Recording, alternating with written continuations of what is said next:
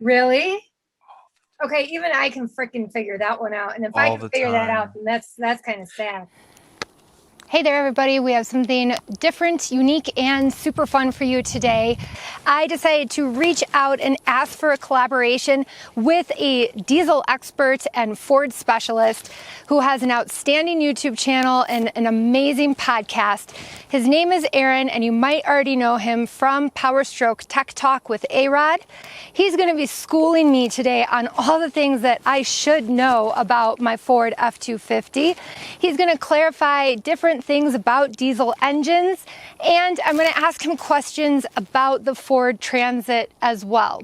I have a bunch of your questions from my last community post. I'm going to try and get through all of them, and hopefully you and me become a little bit more confident driving our Fords on and off the road after Aaron's help today. So let's dive right into that interview, and I hope you find it beneficial.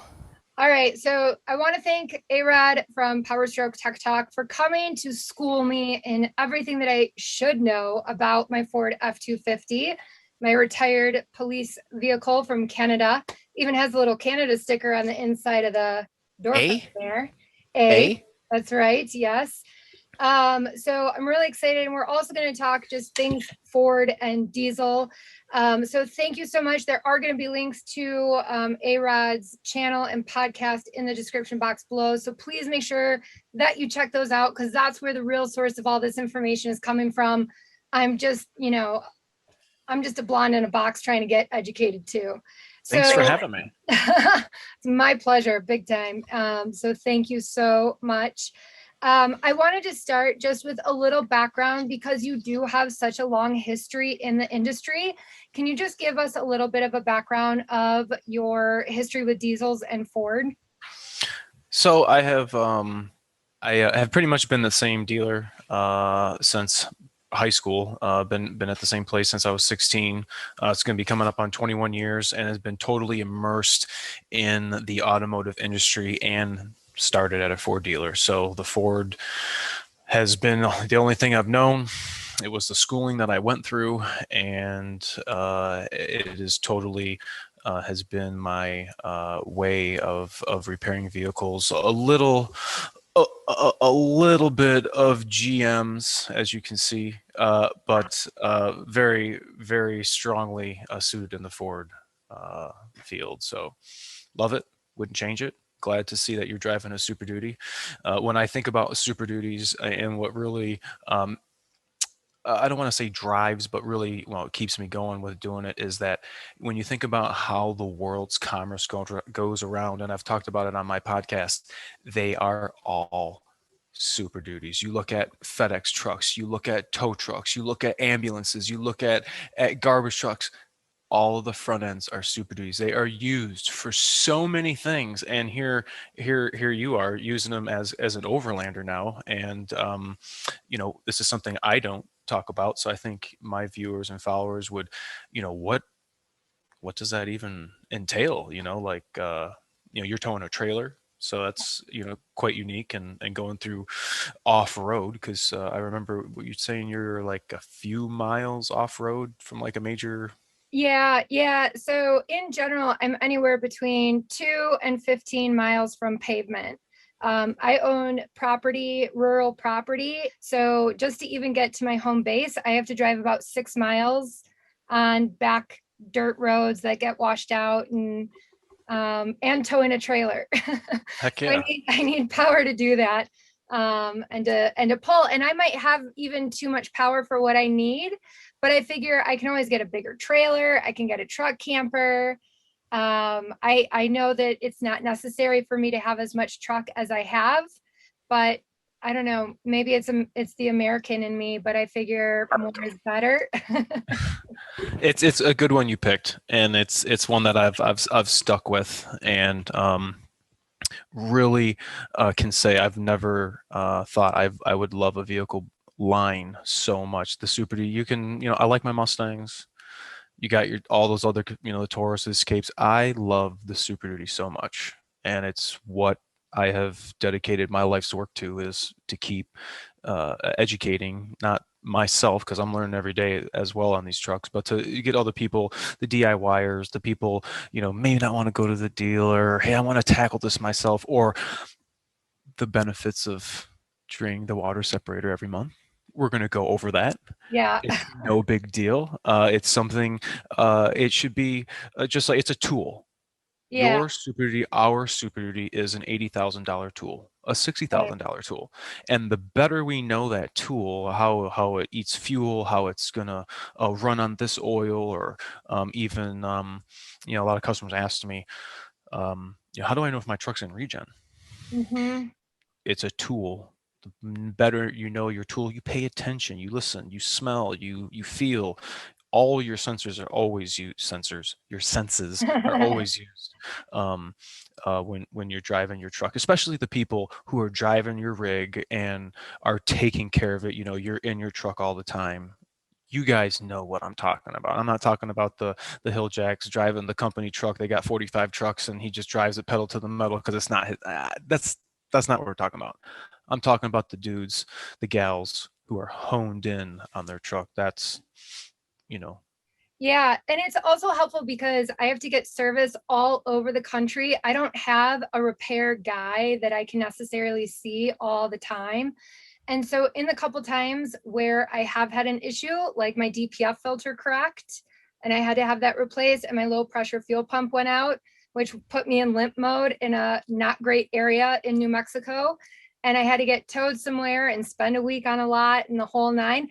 But understand, even if I can't or don't want to do the maintenance myself, this education makes sure that I don't get proverbially screwed over, because I also know what I'm talking about and I'm not trying to Google it while I'm sitting in their waiting room. well, I've seen it before, and I don't like the fact that it's out there. I hate if it would happen to my sister, or my wife's not going to take her car in. But Right. when women or older the elderly get taken advantage because they see an opportunity to oh, I can just make this quick buck or what, it's like it happens all the time. And Yeah. just like you said, the more versed you're in it, like a whole wait, well, I mean, doesn't well wait, like how did she know that? You're Yeah, not going to pull it over on me, that's you know. right. And a little bit about the nomad community. There's actually over 1 million people that live in RVs and vans full time. And of those million people, a lot of them are people that are over retirement age, and a lot of those people are women. And so I feel like a lot of women are in my shoes. At least I know a lot of my viewers that ask questions are women that have Fords, that have diesels, and it's our first time experiencing vehicles like this. So let's kind of dive right into my first question. Now that we know that you are an expert and a caring one, so I love that you're compassionate, not just for the vehicle, but for the people. Absolutely. What would you say are the main issues that you see people bring their trucks in for that are actually preventable issues?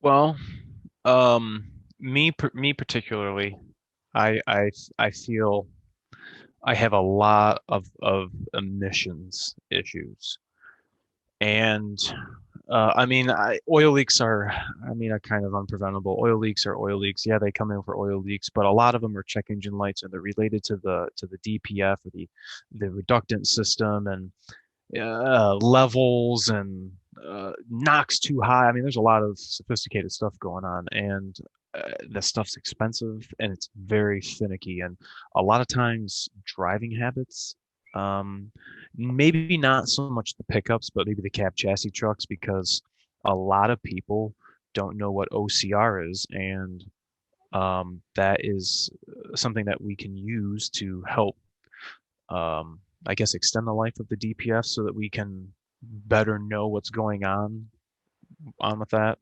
Um, I do hear a lot on Facebook, and I try to stay off Facebook as much as I can because it's bad. Um, but is high pressure fuel system problems. And it's a big thing out there, you know, the CP4 and this, that. It's, if you were to ask me, you know, again, you know, it's like, what would be my top repair? You know, do you replace CP4s all the time? The only CP4s I replace are the ones that have failed because people are not adding an additive, not caring where they're filling up, using a diesel that's been sitting in homie's truck for the last 6 months, and, oh, well, it's diesel's in there, and not knowing that, you know, there's like a good inch of water on the bottom of that and some crud. Could those have been prevented? Yeah. Could the emission stuff been prevented? If a part's going to fail, part's going to fail. But if we have, in your situation, like you had explained, you know, the DPF was getting cracked. Did the DPF crack because it cracked by itself? Did something cause it to crack farther upstream? Did the material inside the substrate just break apart? I mean, I guess that's possible, but for the most part, emissions is the biggest, I think, probably that, and oil leaks. Okay. A lot of upper oil pans. A lot of upper oil pans. And is there any way to prevent an oil leak outside of just regular maintenance?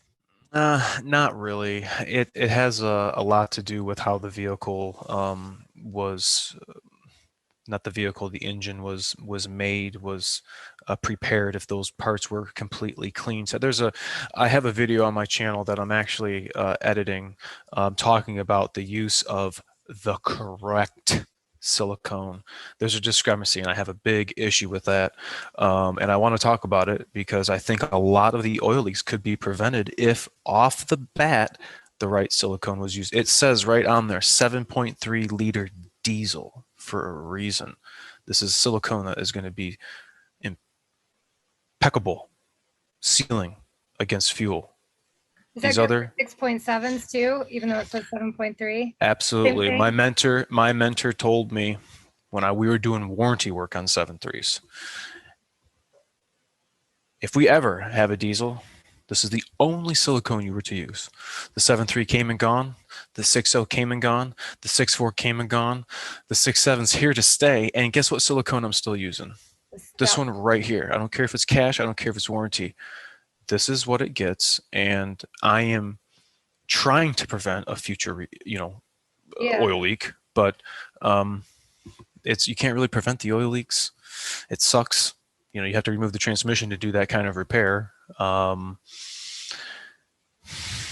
sorry to all you guys who have got oil leaks. Bring them to me and I will fix them as best I can. So you quickly brushed over the 6.0 and the 6.4 came and went.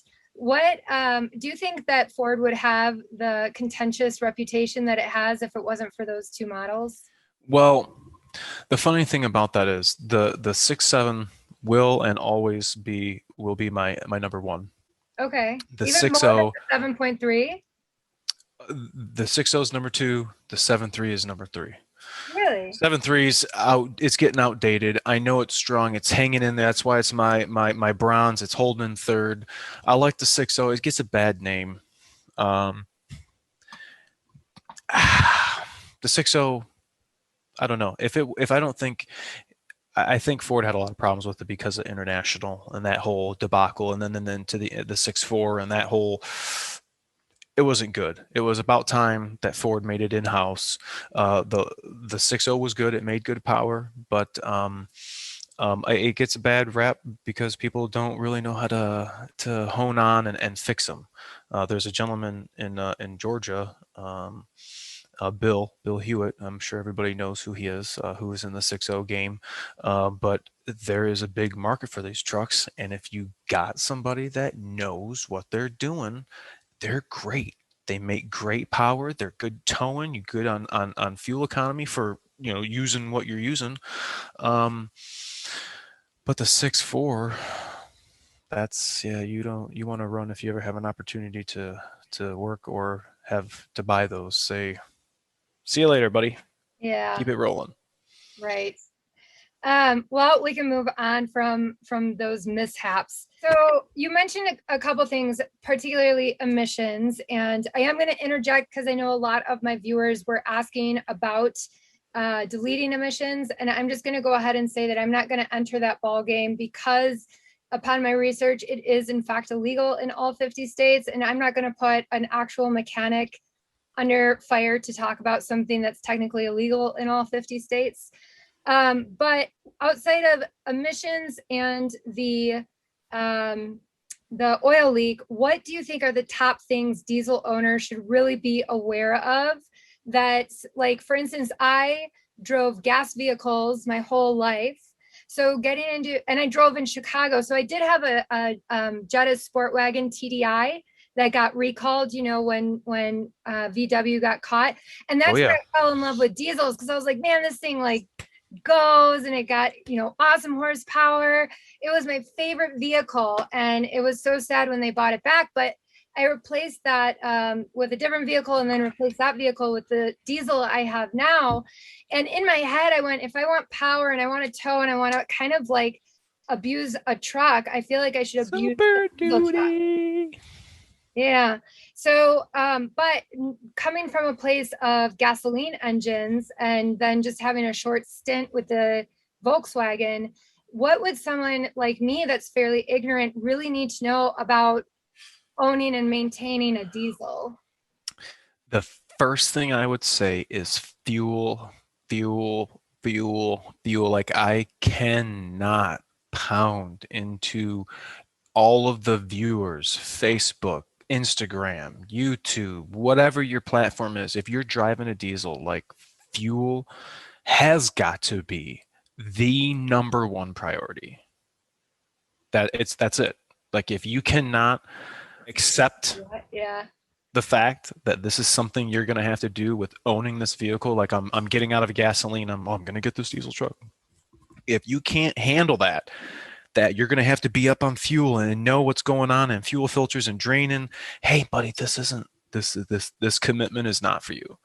It's something that's so important. And just look, every time you open up that fuel cap, is this going to be a $12,000 repair? It's going to be know what you're putting in there. It's that serious. And knowing what is in your fuel system by draining that fuel water every month is a good way of seeing, wow, okay, I got no sediment. That looks pretty good. You know, smell it. Okay. Maybe keep that sample. And then next month, okay, compare. Oh, wow. Oh, this is really cloudy. Ooh, maybe I need to change my fuel source. And you can really hone in. Like, I mean, it's that serious to get down and know what's going in there. Because if I take that stuff out, customer's got his brand new truck and it's, you know, still within warranty, and I pull out and I see parts that should not have rust on it. Lex, what causes rust? Water. No? Water should not be up there. Yeah. That's the only thing that causes rust. And if that's in your fuel system, you're donezo. So fuel. And then start thinking about what kind of oil. I got some great AMS oil up here that I just started running. Then start thinking about, you know, what do I want to run? Oil additives? Do I want to run a full synthetic? But fuel has got to be the number one. If you're coming from a gasoline, know what's going in your vehicle. Just if you're like a health nut. Okay, but I have a question, because for folks like me that travel all the time and I'm going from state to state, I try and always hit up like Love's, Pilots, like, you know, places where I know they're filling up big rigs with big money behind their trucks. But you're in small towns and you need fuel. So what do you do? Or how do you know what kind of, I mean, how do you know? It sounds silly, and it really does. But there are people who have trades that bake, and they like to keep mason jars. Maybe they like to keep flour in a 2-gallon, whatever these big mason. If you have to get a mason jar or a container that you can see in, and you got to pump a half a gallon into this container, if you're in a podunk, people are going to look out the window like, oh, what is she doing? Is she from the States? She taking some samples or something? No, I'm about to check this fuel before I put it in my truck. There's only one way to know, is if you take a sample before you put it in your truck. And I've explained that to guys before, and you know, they understand. I don't know if they agree, but I mean, how else are you going to know before you put it in your tank? You It's can't just put it one of into those a gas things. container because you can't Right. see it. So if you were to get a good sized mason jar, it's got the wide mouth. My wife keeps flour and stuff on the counter.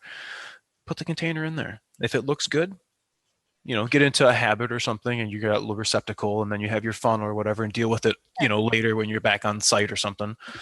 But yeah, that's if your question, you need to take a sample before you put it in your truck. Okay, so fuel's what we should know. And then tell us about what someone taking their Ford, particularly, I'm of course self-interested. I'm like, what do I need to know about my F-250 in particular? But there's lots of people in nomad life, van life that drive the Ford Transit. I'm sure you're familiar with the Ford Transit too. And then a lot of F-150s, 250s, 350s. But before you take a vehicle off-road, is there any special maintenance,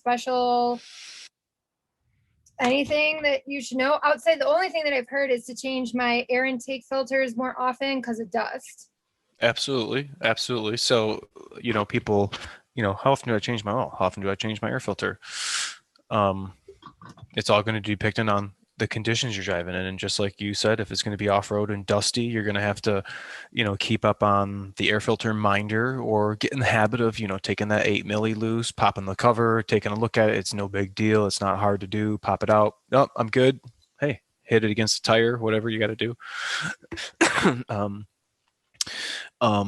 Air pressures, maybe, depending on the terrain, I guess, maybe adjusting air pressures accordingly if you're going to be, loose sand, or, I guess rocky terrain, I guess. I mean, I don't know what kind of tires you're running, so it's going to be different for everybody's, There's nothing from the truck perspective. I'll say, or like something that I just had done was replacing my transfer case fluid. So if I have to kick it into 4x4, I make sure that it shifts properly and all that.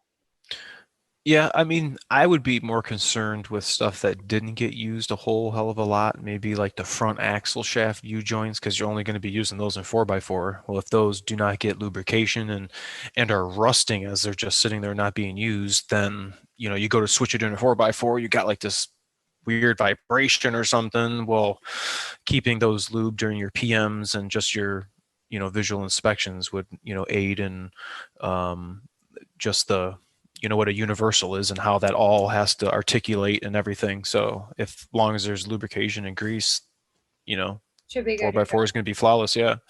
Okay. And then we kind of touched on it, but it's pretty much next on my list. I am scared of my water and fuel separator. I'm so scared that little plastic plug, I have the old one, the 2011 to 2016. The little yellow guy? The little yellow one. Yeah. Not the knobbies on it. Oh yeah. Oh yeah. And I can't find it in any of the auto parts store. I just started looking around for it because typically I was only having it drained when I got it serviced, which I know is like gambling essentially. So, after watching your videos, I was like, okay, I should probably start doing this like every month, especially because I go to random gas stations to refuel. But I have like maybe an arbitrary fear of, I heard that you can get air into the line when you go to plug it back in. And I've heard that they can break and then you're SOL unless you have a replacement on hand. And I haven't been able to find any replacements. I have been able to locate some online. What would break? The actual yellow thingy? Yeah. Okay. Yeah, because I do go to a professional mechanic to have the fuel filters replaced, because I do know that the housing can crack depending as well. If you're not well-rounded in it, I guess. If you, it's like seriously not, I mean, I guess it's coming from me and I'm thinking it's not big of a deal, but if you ask me to hang this door, I'm gonna be like, changing they're really not that bad. And if you see where it is, and like you see, you lay underneath it, you see the yellow things pointed here, towards the inside of the truck, and you can see the cap is all the way at the top. There's no gap, Take a mental picture of it, get you the right socket, and you're gonna be like, oh my God, I got it off. and then you're going to put it back on. Oh my gosh, why have I not been doing this myself? You mean the fuel And filter? The correct. Yeah. actual fuel Yeah. filter. Okay. And when doing all this, even if you're just draining the fuel water, just the separator, Yeah. for 30 seconds, yeah, you're going to be lowering that, and it's going to have that air pocket. Yeah, there's going to be air in that. Just cycling the key. So Cycling the key. tell me about cycling the key, because I feel like I have a mental block in regards to what cycling the key is. It's more than just when you start a diesel, you know, I know to turn it on, but not like all the way, so that the little, what is it, glow plug? Is it a glow plug? So the light goes out before I actually start the ignition. I've I've managed that. Tell me about cycling a key. So just that. It's just Key that. on, engine off. That's all you're going to do. So you're going to sit there just like you're waiting for the glow plugs. You're going to sit. You're going to turn it on. You're going to wait 10 seconds. You're going to shut it off. You're going to turn it back on. You're going to wait 10 seconds. You're going to do that 6 times. 6 times, yeah. Okay. And so And you're good to go. now when I'm draining that fuel water separator, you just untwist that little yellow nozzle thing, and it has That's it. that water nozzle that it's going to pour out of, right? Yeah, So- that little, it's got a little tiny like black straw, spout. Yeah. You just put that in the container and just get you a pair of pliers if it's too hard, and just start turning that yellow thing until it starts leaking. All right. Water is going to be the first thing coming out, if there's any. So, Right. you know, fill up a bottle, you know, like this much. You're not letting it drain for a minute. You're not draining the whole housing. 30 You know, let seconds, it- right? Yeah, About. let it drain like this much. And Okay. then just, you know, you're going to hear the O-ring. It's going to go, you know, because you're turning the rubber against the plastic, and then you just stop. You're not, you know, reefing. That's not a lug nut. Just Okay. snug it. Okay. And And be good to then go. what is the likelihood that that little yellow doodad is going to break? I have never broken one. The only ones that I ever hear about breaking are my body style trucks, 17 and up. I don't know how these dudes are breaking the fingers The weight off. on it, right? Yeah, I don't know what these guys are doing. I don't know. That's I hear about, oh, I got to get the SPE one, and da da da. I'm like, how Yeah, did you? I read it. Yeah. I don't know how these guys are breaking it. Maybe they're not knowing that it's like a quarter turn, and they think they're turning it all the way, so they go to, you know, give it a rip, you know, like Yeah, you're just supposed maybe to turn it a little bit, right? that's it. Yeah. That's it. Yours, you have to physically turn out because it's coming out of a bore. Okay. I'll figure that one out. Now that's not just Ford. That's pretty much any diesel should be doing that, right? Yeah. So The pretty much reason why any diesel. it's Yeah. diesel fuel is hydroscopic. It wants to draw water. It wants to, if you, that's why we have a water separator, because it naturally wants to grab water out of the atmosphere, and the F250s are going to do them. Your Jetta would have did it. These Okay. the Transits are going to do it. Every diesel has a water separator. Okay. Do you find, because you're in Detroit, you're in a more humid climate, do you think a more humid climate would have a need to do it more frequently than a dry climate? Could potentially. Okay, just a thought, because I'm in a dry climate. All right, well, I will try and get the confidence to do that. My next question is another diesel particular question, not particulate question. Why do diesels hate short trips and idling? I think that's a two question. So I don't necessarily, well, if Ford was to manufacture a vehicle that you couldn't drive on short trips, that'd be kind of, your driving habits are going to come into play if you own something with an emission system such as our trucks. So idling, you look at all these tow trucks, these boom trucks, these aerial trucks. I mean, can they not do their job just idling? I mean, it's kind of, it's not that they don't like idling. It's what is happening when it's idling. The vehicle is hot, you know, in our eyes and everybody's eyes that's not on, you know, a technician level. The vehicle's up to operating temperature, but the exhaust isn't hot. Just idling is not going to do that.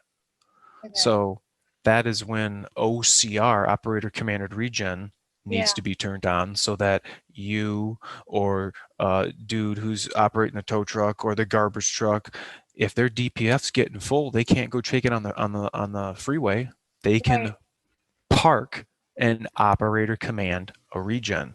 So if Can the you talk a vehicle's little bit more about that, what an OCR is? Because I didn't know until I saw one of your videos. I just always wait for it to go into its own thing, like when I'm on the highway and it starts doing it, and then I'm stuck driving for a half hour till it decides to stop.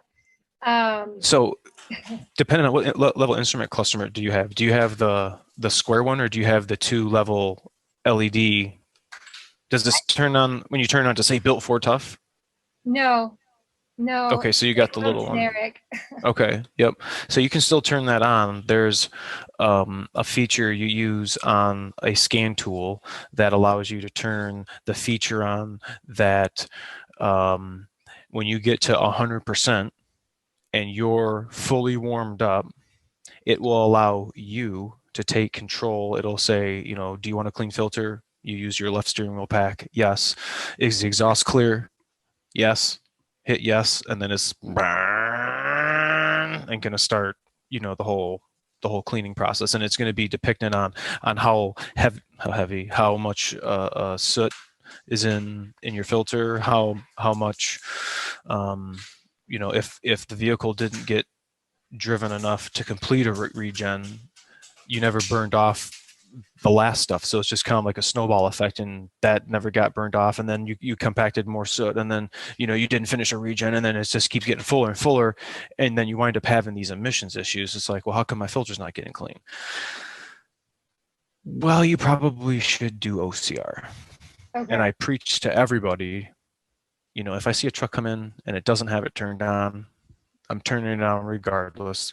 There is a customer pamphlet that Ford has, you know, it says customer information sheet that I always print out and put in the customer sun visor saying, you know, don't be alarmed when you see this percentage on, because I was going to say diesel particulate filter at 70%. Whoa, what does that mean? Whoa. Don't worry.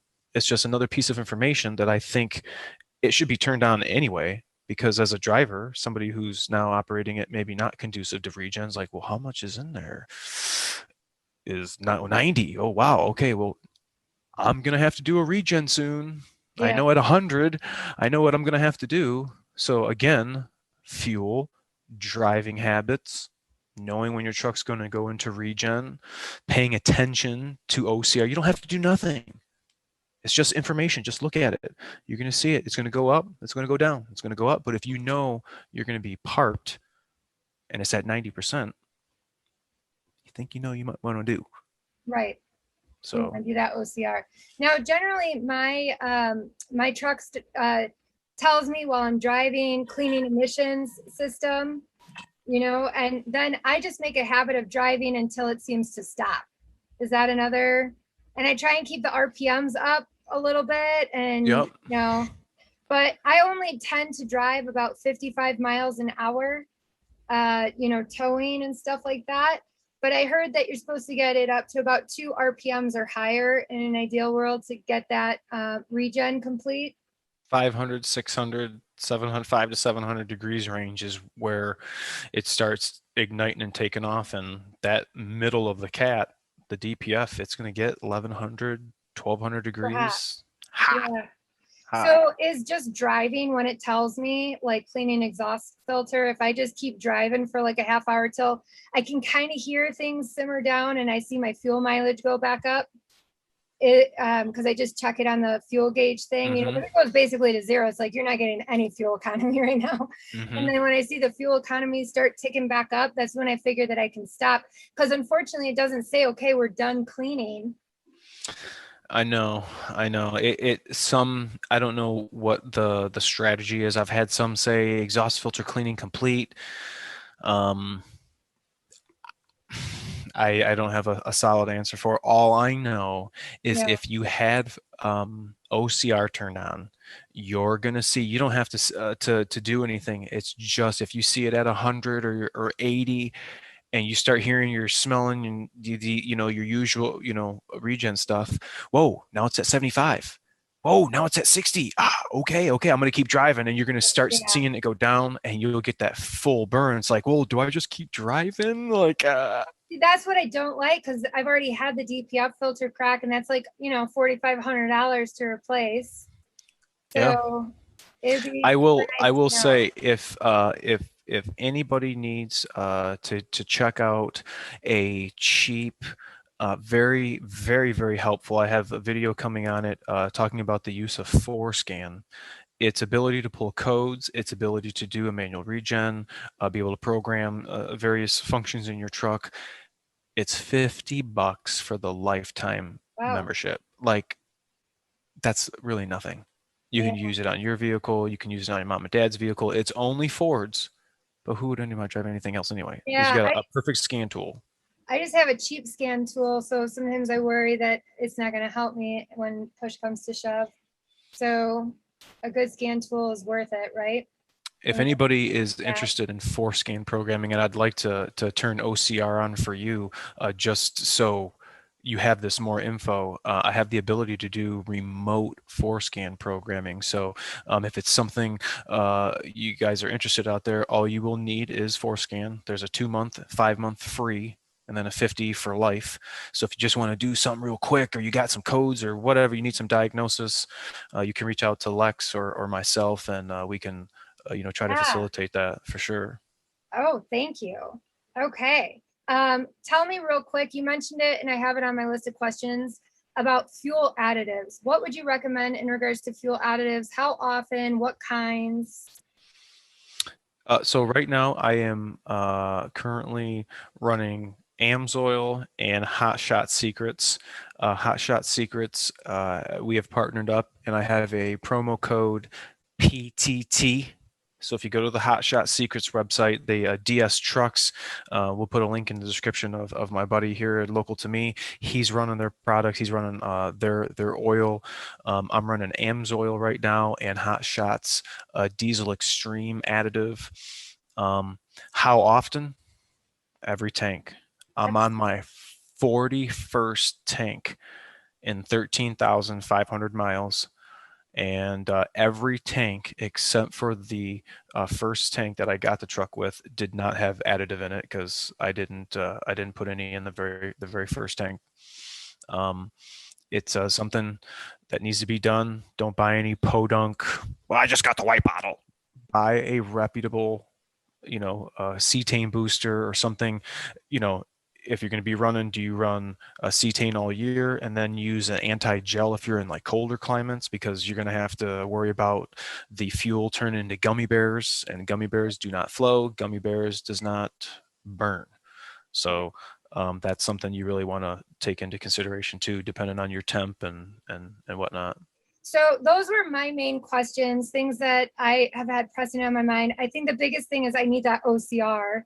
Yeah, for sure. I think you'd be surprised at really what it's at. And I had no idea, because it's like, I would love to know, because why wouldn't this be on?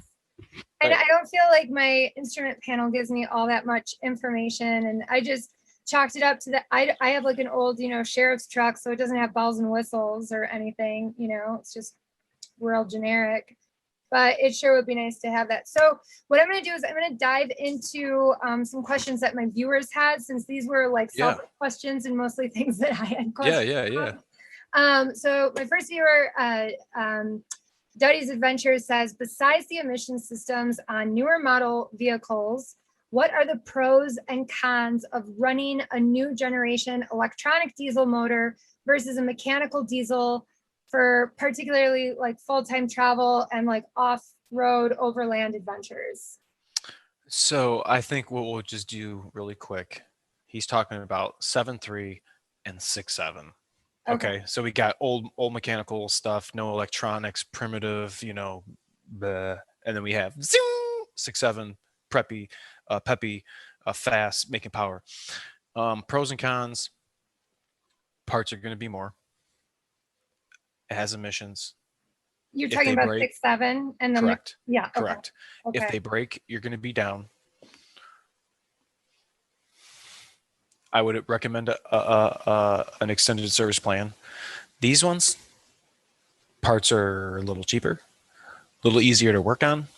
Probably can find them because there are a lot of them out there. Like, I'm talking early 90s and late 90s and early 2000s. A lot of these trucks are everywhere. The new ones, pros, creature comforts, electronic locking diff, terrain mode, crawling mode, all these creature features that are, going to make your off-road experience, a little more enjoyable. The cons, if that stuff breaks, I hope you have an extended service plan, or I hope you have, way of either fixing it yourself or utilizing something else. But the cons of the old stuff: no creature features, less power.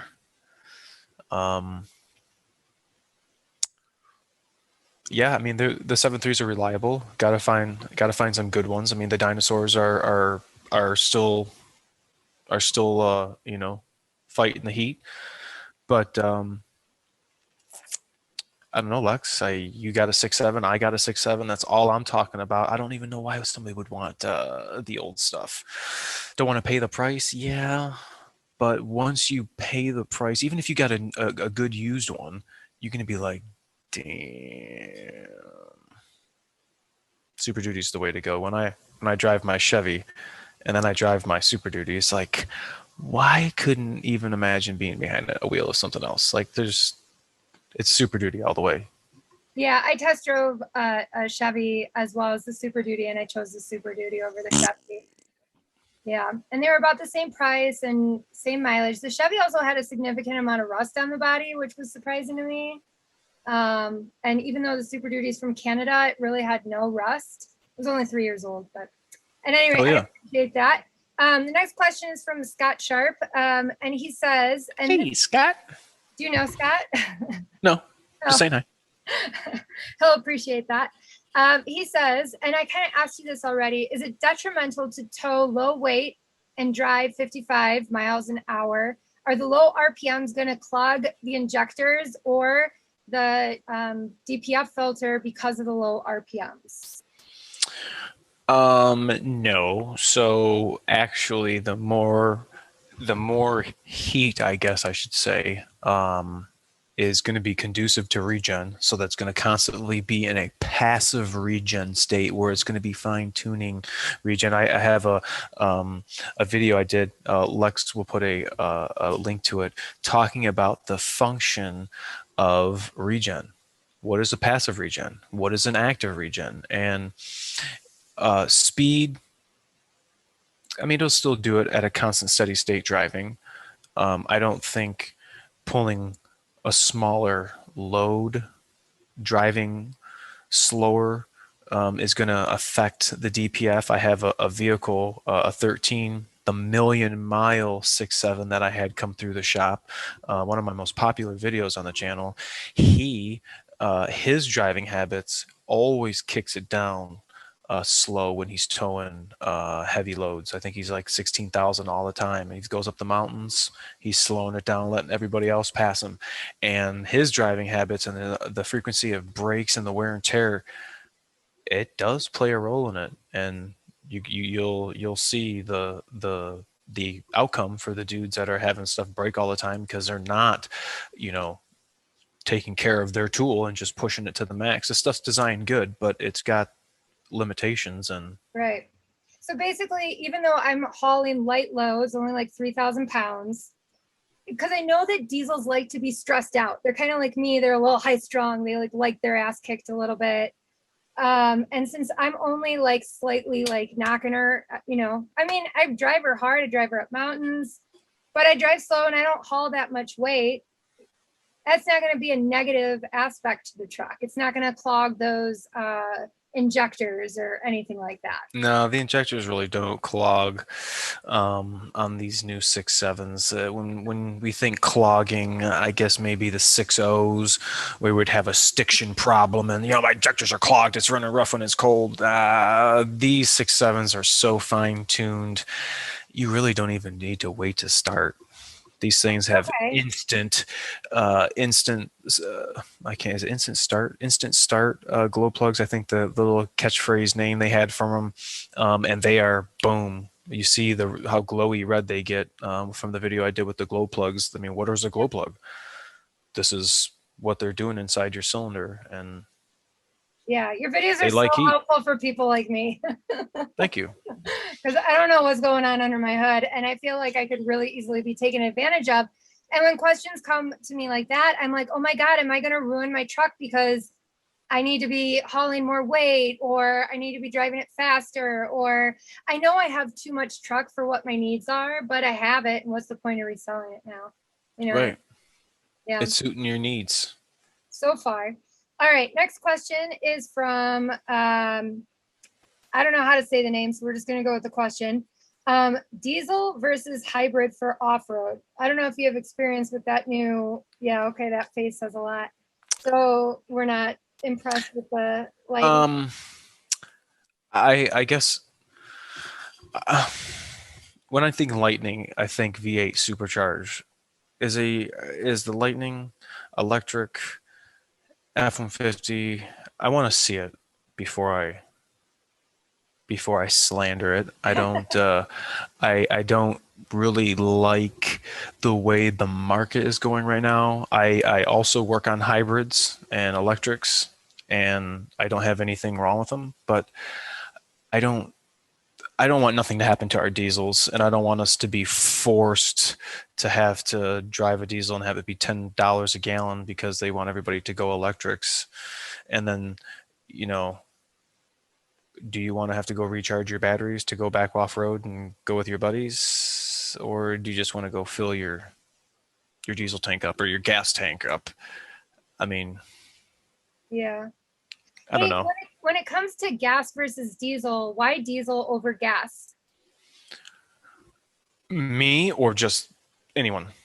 Kind of anyone. I mean, they say like fuel mileage. I mean, in particular for like towing and stuff. I don't know. You're the expert. I guess I'm just asking your opinion. Well, if I had an F-350, my body style, 6.7, and then I had the same thing, but I had it in a gasoline version, you're definitely going to get more power for your buck. But to make that power, there comes technology, and a lot of technology and a lot of highly priced, parts. But I'm just giving you very vague numbers. Yeah. These are not verbatim. If you're going to go drive this gasoline, you might be getting 11, 12, 13 miles a gallon. Mm-hmm. Driving the same thing on diesel, you might be getting 15, 16 miles a gallon. So it all depends on what you're using it for, and what your lifestyle, I guess, is. I bought it. It's my everyday driver. I didn't buy it to tow any. I didn't buy it to tow. I don't have a boat. I don't have a trailer. I don't go camping. I feel like you always hear not to do diesels as everyday drivers. That's what I bought it for. Okay. Well, you would know. It's like the internet is all full of information. Drive it how you want it. Drive it how you want it. But learn how to fine tune your truck with how you drive it. If you're going to drive it 2 miles to work every day, then once a week you're going to have to go take it on the interstate, go see your buddy, or whatever. Yeah, they need their butt kicked every so often, right? They do. Yeah. A lot of people baby it. Yeah. I find the more problems are the ones that people are doing this behind the wheel. The dudes who take it out, blow the carbons out of it. Yeah. Turbos aren't locking up. Yeah. Stuff's not, a lot of problems with the turbos were locking up, but sometimes you got to drive it like you stole it. Okay. That's good advice. 1 second. Oh, she's right there. All right. Check on my dog. She's right there though. Okay. Going on. Jerome the mechanic asks, is it worth it to install secondary fuel filtration for long-term longevity, i.e. a ray core or screw on canister? Is that the high pressure? fuel, is that like the bypass that he's talking about? So there is I believe this is what he's talking about. There's a system out there that's called the fast fuel system, and it takes the depending on what setup I guess you get, it goes in line from the tank to the engine, and will have either one filter screw on or two filters screw on, and that will be like a double filtration. Is it going to help? By all means. Is it necessary? If you're changing your fuel filters every 10, 15,000 miles, I think you're going to be good. Okay. You know. Yeah. Okay. Next is from Bobby Stice. She has a 2003 7.3 liter E450 Super Duty shuttle bus. So that's another thing that a lot of people do is they convert like shuttle buses, school buses, you know, army vehicles. They got a lot of good Econoline 7.3 videos. Tell her, or whatever her name. Yeah, Bobby. Bobby, you have to check that out. Okay, so help make you sure. out. I mean, that's why I partnered with you, because you have so many videos on so many different types of diesels and different, you know, cars. So what she wants to know is, other than good tires, and she says air conditioning, so I'm assuming she means like airflow. Is there anything she can do to improve her fuel mileage? Also, she wants to know what overdrive is, and is it best that she use it? Is there ever a time that it should be off? Okay, so we'll go backwards really quick. So overdrive, shuttle bus, I would be letting it go into overdrive. I don't feel you should be keeping it in the next lower gear, depending on what trans that has in it. That should be the button on the stock, you know, be yellow, say on or off. And then what did she say? What was before that one about fuel economy? And yeah, so basically she should use overdrive. She shouldn't turn it off. And then, yeah. Okay. And then her question is there any other way to improve fuel mileage other than making sure she has good tires on it? And she says air conditioning, but I'm just assuming that's like, you know, her air filters and air. Yeah, that's what I think too. And everything is good. So yeah, tires, air pressures is really big. Obviously, fuel filters, you only have one fuel filter on that particular unit. Shuttle bus, probably going to have a little bit of a drag. Shuttle bus.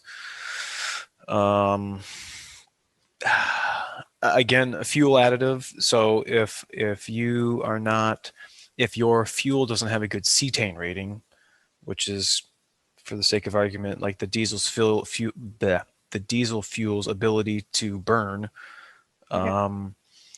If we don't have a good bang, we just got, you know, just making this kind of power. We wanted to make this kind of power.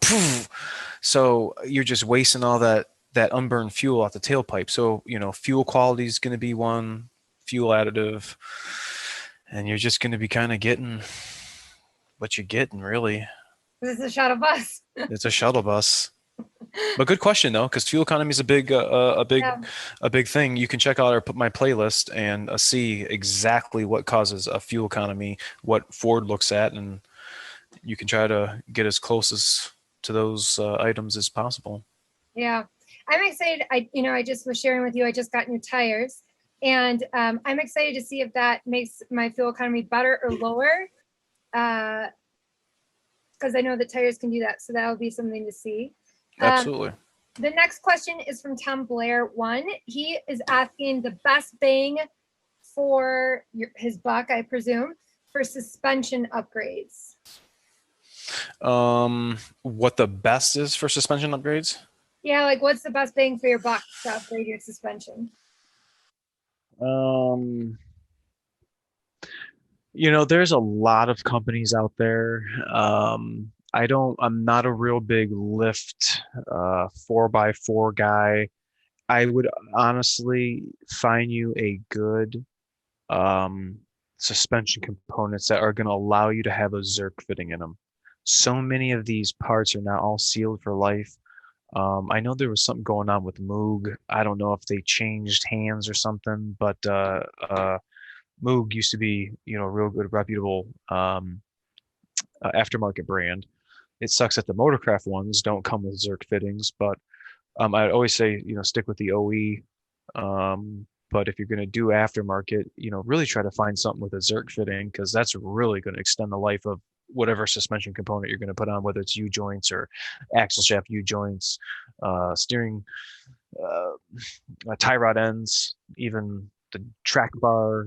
It's a lot of, even DS's truck has 11 Zerk fittings. Lex truck, my truck, we only have 2. Why does the 450, because of its wider track front axle and all the other steering components it has up there, why did they give them more? I mean, we're moving, articulating the same way. I think we should have Zerk fittings down there, because I mean, it's really important. So just find yourself a good aftermarket with Zerks, or if you can't, you know, stick with the Motorcraft for sure, because all the Motorcraft stuff has a 2-year unlimited mileage warranty. So if anybody's going to buy parts, no, you're getting a decent warranty with Motorcraft stuff. So that's all I try to buy too. So. And Motorcraft is what one would call OEM, right? Mm-hmm. Absolutely. And for brakes too, brakes are another big thing. And I want to hit really quick. So Yeah. Motorcraft has 2 levels of brakes for the Super Duties. There are the regular OE ones, and then I'm not taking the pun off of our truck's name, Super Duty. There is a Super Duty brake pad that are actually blue. I used them on my brother's Transit. I've used them on the ambulances in my local municipality, tow truck drivers, and they really like the high capacity stopping that these pads provide. And if you're going to try getting brake pads, I think they were like $100 for front pads and $100 for rear pads. Went in flawless, met OE size and you know, clips and everything. So if you guys got brakes and gonna try them, try out the Super Dude. They're readily identifiable by their blue color. The whole brake pad's blue. So that's a, you know, big one. I'm going to jump because there's a question that I meant to ask you, because I mentioned, you know, a lot of people that live the lifestyle that I live drive Ford Transit vans. Oh yeah. And I'm sure you get those in your shop too. Mm-hmm. Is there anything in particular people that drive the Ford Transit should be aware of when it comes to like maintenance or specific issues, or especially because, like I said, so many of us, you know, we are in these remote campsites. If we can do as much preventative maintenance to make sure that we don't have to get off-road recovery or some, you know what I mean? That's kind of the point of this whole conversation, is to make sure that you're not having to get towed out of the forest if possible. Absolutely. So the Transit, although not my favorite, I still have to service them. They have a little 3.2 5-liter a 3.2 5-cylinder diesel in it, and they have a turbo, an EGR cooler, a DPF, SCR, all, you know, everything just like our Powerstrokes, our 6.7s have. But I don't see the after treatment issues that I see with the Super Duties. The only things that I see that really isn't preventable is EGR coolers, and EGR coolers blowing, causing the engine coolant to go right out the tailpipe. Oh, so yeah. it's kind of important. And so important that Ford had actually instated some extended coverage for vehicles built blank that have this many blank miles on it, fall into this category that are applicable to get this coverage instated on the vehicle and repaired at no cost to them. Preventable, not really something to be aware about. Keep an eye on coolant going down, looking, hey, that's not right. I might be looking for, you know, white smoke coming out my tailpipe. Okay. We only have one fuel filter on that, and I have a video that I made. Lyle actually makes a very, very nice fuel filter tool, and it's not like any other tool you've used before. You're not going to use a 7.3 diesel oil filter strap to go around and try. It's not happening. There's a slick little tool that goes up around, and you can see you got to mark up the arrows for lock and unlock, and you just lock, unlock, filter comes down, and that's really it. The transits, there's not a whole lot to them. Fuel filter, same interval. Air filter, visual inspection. You're filling up DEF, still got to worry about fuel. That's about it. Okay. A lot of people have been putting DEF in their diesel in these transits because they're like, so close right here in the door. As soon as you open up the driver's door, you got two little doors right here that's, diesel and DEF. Don't be in the middle of doing those are pretty distinct though. People are putting DEF in their tank. Really? Okay, even I can freaking figure that one out. And if I can figure that out, then that's kind of sad. And you know what's even funny is they're putting diesel in the DEF. Oh no. Like, I don't know what's going on. Not even really quite fit. Okay. Just pay attention. All right. Hey, quick question for you, and then I'm going to do my final, 2 viewer questions, and then we'll wrap it up because I have stolen so much of your evening. No, I'm going to work anyway. All right. Thank you. So question for you. So, we're kind of talking about fuel and fuel additives and, the transit and all that. I have a question in my head. Let's say that I'm at a Bodunk fuel station. I bring out my mason jar because I'm going to test the fuel before I ever put it into my vehicle, even though I'll be SOL unless I fill up. So, I mean, those things, right? But how long should I wait to see if there's water at the top of the fuel? When you're taking your sample? Yeah. Or like, what all am I looking for? Like, how long does it take for water to go to the top? If there was water or water goes down. Okay. How long does it take for water to go to the bottom if there's water in it? And am I looking for like sediment or what am I looking for? So I guess if you get some olive oil, okay, and put water in it, yeah, that's going to be your best analogy of what that separation, because diesel fuel is going to be the oil. Yeah, it's got it. Yeah. Okay. No, I got a good video up of me draining my fuel water, and I just took my sample. Right, I'm underneath my truck. Yeah. And the snow was melting between my cab and my bed. What perfect opportunity to let water go in it right in front of the camera. And you can see what the water, it's going right now, like water is going into the fuel right now. You can see it start to collect. You can see all the little droplets coming down and start forming that pool that you're going to be seeing, as you're holding your glass, like, oh man, why is there sediment in here? Why is there rust? Oh my God, that's not right. Why are there gummy bears? Oh, wow. Temperature. I should be running additive. Right. I do keep some additive. I learned that from when I started off in Wisconsin. Mm-hmm. Number one. So that's what we're going to look for. Okay.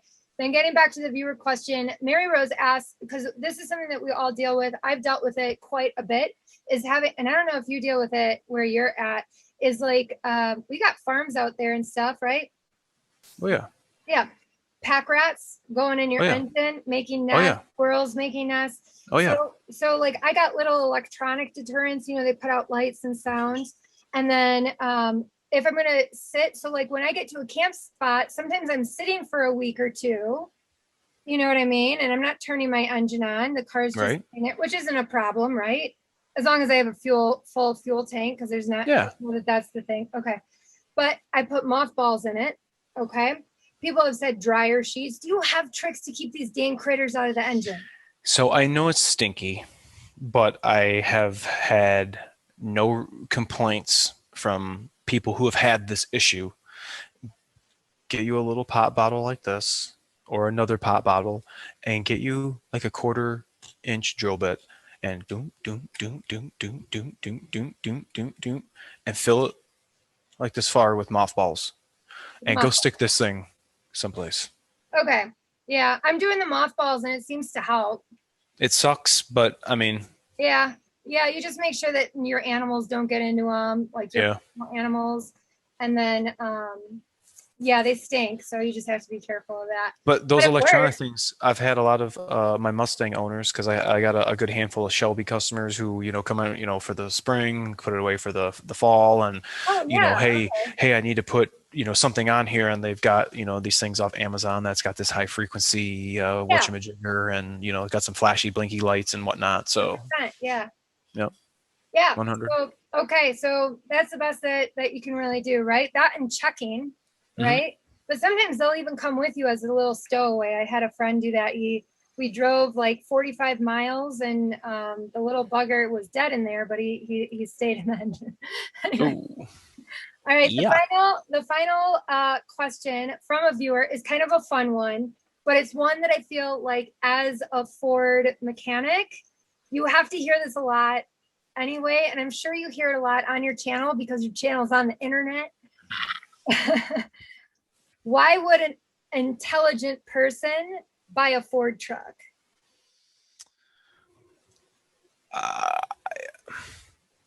Because if they're paying attention to anything and noticing that they're like literally the most predominant vehicle driving on the road, then like I don't know what other solidified information they need. Like, oh gee, why would I go buy this other hunk of crap? Like everybody else is driving these Fords. Like everybody's not going to buy them and use them, and they're going to get a bad name. There's a reason why it's been selling so many number one vehicles, in the last 40, 50 years. So yeah. Yeah, and I think it's one of those things. It's almost like politics. People are very passionate about their vehicle brands. I'm sure that you run into that quite a lot. Oh yeah. And oh, yeah. I seem to have some devout Chevy and GMC watchers on my particular channel. So then, like, even just me driving a Ford, they talk shit about. Sorry, I swore, and you can edit that. But they say comments to me all the time. But I think every vehicle is going to have its things, and things are going to happen. But would you agree that so much of the long-term performance is really about preventative maintenance, just bringing it in on schedule, bringing it to like keeping track and bringing it to people that know what they're doing? And the best example that I have of this is my boy out in New Mexico, who's got over 1.4 million miles on his 6.7. Preventative maintenance, fuel additives. The dude's record book was unbelievable. And I mean unbelievable, starting from when he got it at 100,000. It was like 95,000, I think, is when he got it. So yes, by all means. Truck at 95,000. I watched that video, the million mile video. Yeah. And that's what it's about. Yeah, and I was just like, oh my God, here, there's hope for me, because I know that when I got my truck, it said that the fuel line had been rebuilt, and I presume it's from the high pressure fuel pump or having water in the fuel line or something like that. But to me, that told me, well, if it's already been rebuilt and it was rebuilt at a dealership, the fuel line. And I think that's why my DPF filter cracked, because it cracked a month after me getting the truck. Oh. Yeah, I mean, it is what it is, right? And I had the extended service plan, but filters are not included in those. But at any rate, I think because when the fuel line was rebuilt, the DPF filter was just, it was like the final leg that wasn't replaced, kind of a thing. But that video gave me so much hope, and all of your videos helped me so much, because I think, it's one thing to drive a vehicle and be close to services. It's another thing to be an hour away from the nearest town, and you don't know the mechanics in town. You don't know the fuel supply that you're getting. If you do get off-road recovery, it can take days or a week for someone to come tow you out of the forest. I've had that happen in Southern Illinois, where I've had to get towed out of a forest before. And it's like a horrifying experience. But I really appreciate your help, because the more that I understand my vehicle, the more that I feel like I'm going to have confidence continuing to live the way that I live. Hell yeah.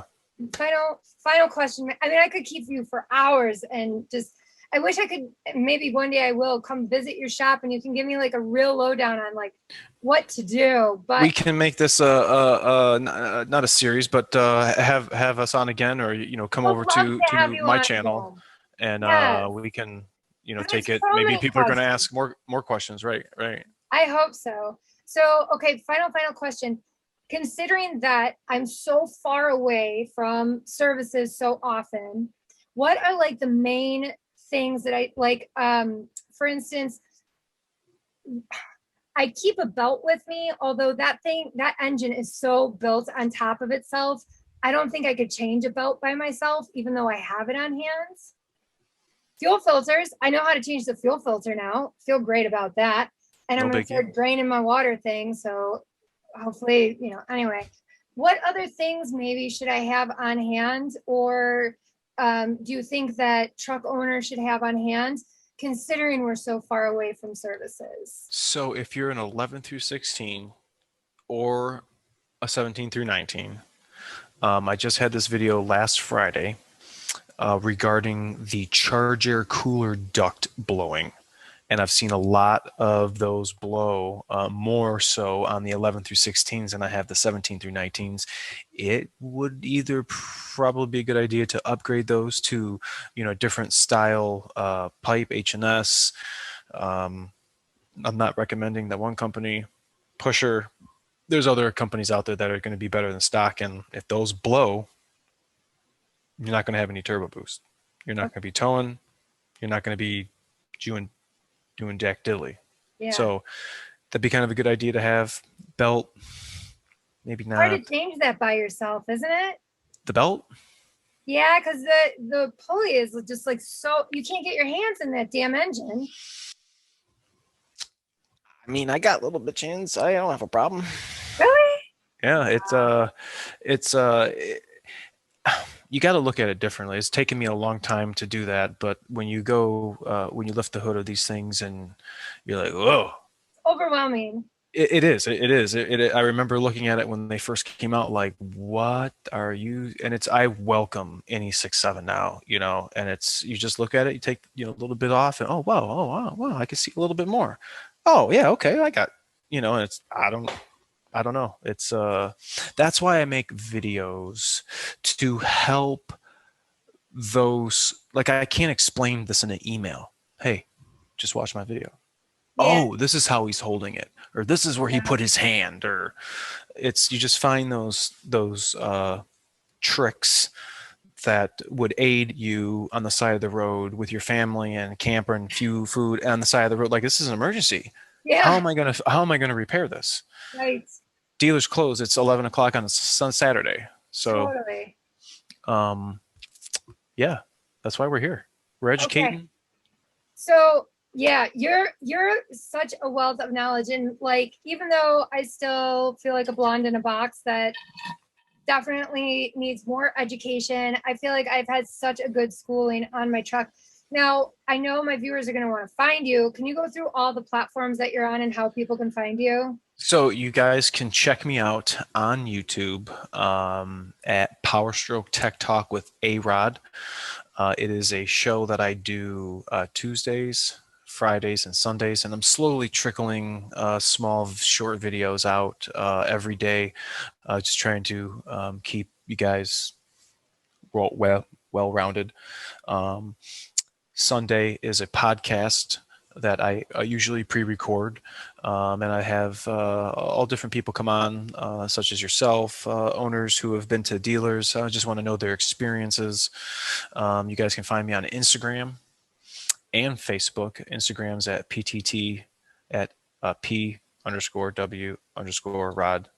She can put that in the description. And then on Facebook, it's Aaron Powerstroke.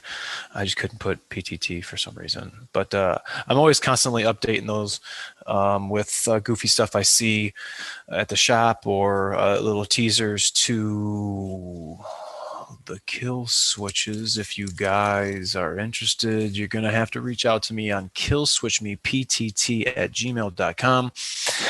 And get in queue if you want to get some remote diag with Forscan, or if you just need to run some stuff by, you can holler at me at Powerstroke Tech Talk, WAROD @gmail. Get a hold of me, whatever you guys got to do. If I can help you, my time, everybody's been wanting my time, but if I can help you out, that's what we're here to do. We're here to educate and let people know what the real deal is with these trucks, and stay off the internet forums because they're garbage. Oh my God. I know. It's I can't like stand it. diagnosis for disease. It's just like, you know, it's real bad. All of those links are going to be in the description box below. So thank you. And I hope to have you back on. I'm going to, maybe I'll do some fuel water separator samples, and then I'll have you That'd be a good video. guide me through. Yeah, maybe that could be a follow-up video to do together, so that you can educate me on what I'm looking at, and I can film myself doing it, and then you can go, oh my God, this girl doesn't listen or something. You're in the splash zone. Back up. Right? You're not supposed to drink it. You know, whatever. So I really, really appreciate your time. And I hope you viewers got a lot of knowledge out of this. I know that I did. So thank you again, Aaron. And we hope to have No problem. you soon. Alrighty. All right. If you got something beneficial from this video, please consider, you know, subscribing to the channel so you can see me screw up everything with my truck. No, just kidding. And then if you did like this video, please give it a thumbs up. I super appreciate this. I mean, wow, you have so much knowledge. Heck yeah.